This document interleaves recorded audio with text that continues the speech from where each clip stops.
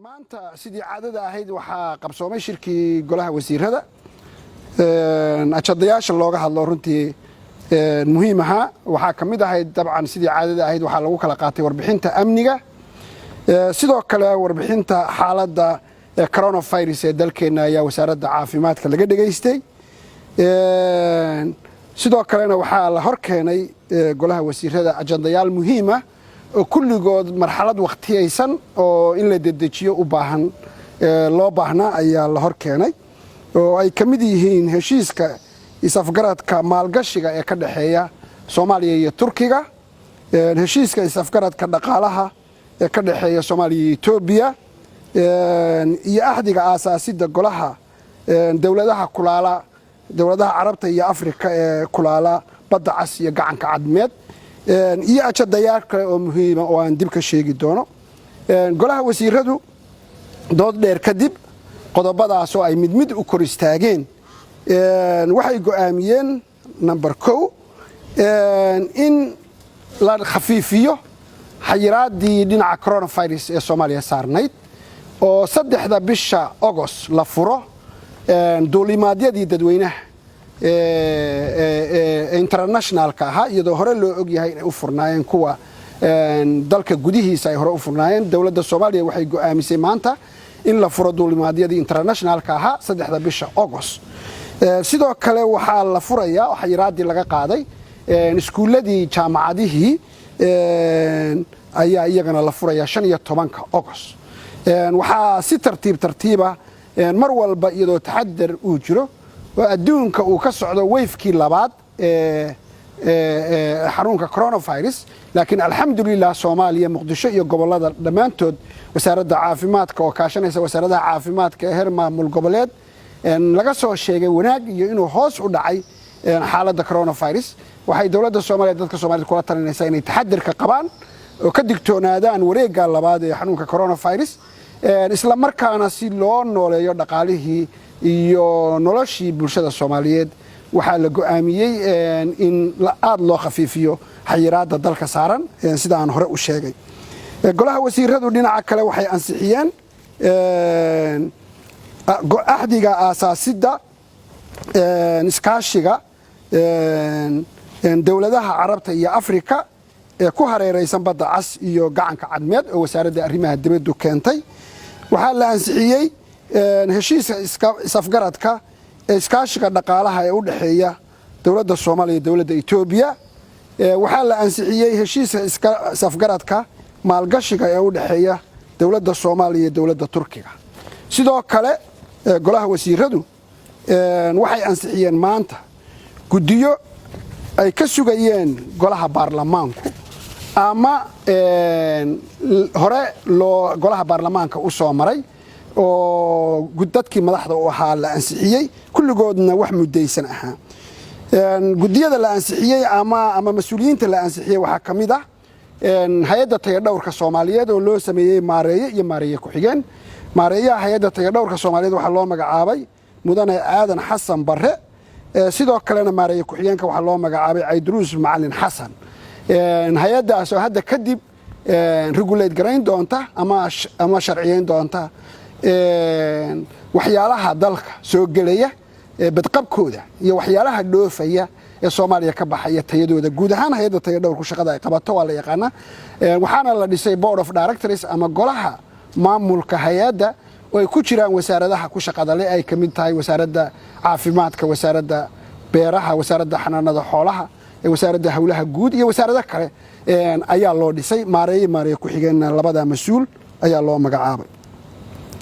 golaha wasiiradu maanta wuxuu ansixiyay 5 xubnood oo kamida golaha adeega garsoorka oo sida la socotaan sida loo sugayo ama ay muhiimka u yihiin si Soomaalidu ay u hesho cadaalad golahani gole aad iyo aad u muhiim weeye oo golaha ama garsoorayaasha dalacsiya ganaaxa anshax mariya gole aad iyo aad u muhiim weeye sida dastuurku qorayo wuxuu ka kooban yahay 9 xubnood oo qaarkoodna ku imaanayaan qaab xafiis qaarkoodna sida maanta golaha wasiirada u magacaabeen ay u magacaabayaan for example dadka qaab xafiis ku imaanaya waxa kamid ah gudoomiyaha maxkamadda sare gudoomiyaha maxkamadda dastuuriga gudoomiyaha hay'adda xuquuqul insaanka Soomaaliyeed ayaa kamid ah iyagu xafiis ahaan ayay u tegayaan laakiin xubnaha kale ee ama garyaqaanada inay ka yimaadaan bulshada loogu talagalay ayaa golaha wasiiradu maanta magacaabay waxaana kamid ah dadka la magacaabay aqoon-yahan Cabdiqaadir Sheekh Ismaaciil Awxaashi علي محمود حسن شيخ علي وجيس عبد الله علي عثمان حيري عبد الرحمن محمد أحمد عداني iyo إفراح محمود عمر وفي سيفيدودنا halkan ay ku lifaaqan yihiin dad aad iyo aad aqoon-yahaniina oo ku xeel dheer cadaaladda iyo garsoorka ah ayaa shanta xubnood ayaa la magacaabay afarta xubnood ee dhimanna waxay ku imaan doonaan xafiisyadooda sidii aan hadda sheegay guddigana waa maanta golaha wasiiradu way ansixiyeen sidoo kale golaha wasiiradu maanta waxay ansixiyeen guddiga maamulaya ama hay'adda batroolka Soomaaliyeed guddi ka kooban oo si aad la socotaan sharcigiisii golaha wasiiradu hore u ansixiyeen la marsiiyay golaha shacabka la marsiiyay aqalka sare madaxweynaha jamhuuriyadduna dhawaan saxeexay qodob kamidihina uu sheegayay in guddigaas oo muhiim u ah dalka iyo khayraadkiisa sidii looga faa'iideysan lahaa in lagu soo dhiso muddo 6 bilood ah 6 biloodna ay deadline taagan tahay maanta xubnaha loo magacaabay guddiga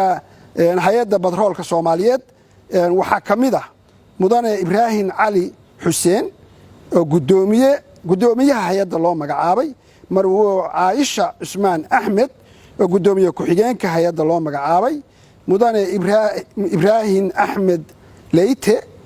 xubin mudane Cabdiqaadir Aadan Maxamuud xubin mudane Ibrahim Cabdiqaadir Maxamed xubin mudane Axmed Xaashi Cabdi xubin mudane Cabdi Xafiid Ali Dirir xubin mudane Mahad Maxamed Sheekh Xasan xubin 8 xubnood weeye hal xubin baa ka dhiman oo laga sugayo inay keento maamul goboleedka Puntland maadaama guddigan qaabka loo dhisay uu yahay in maamul goboleedyaduna xabad keenaan iyo gobolka Banaadir iyo 2 xubnood oo dawladda dhexe keentay xubno saas maadaama uu ka kooban yahay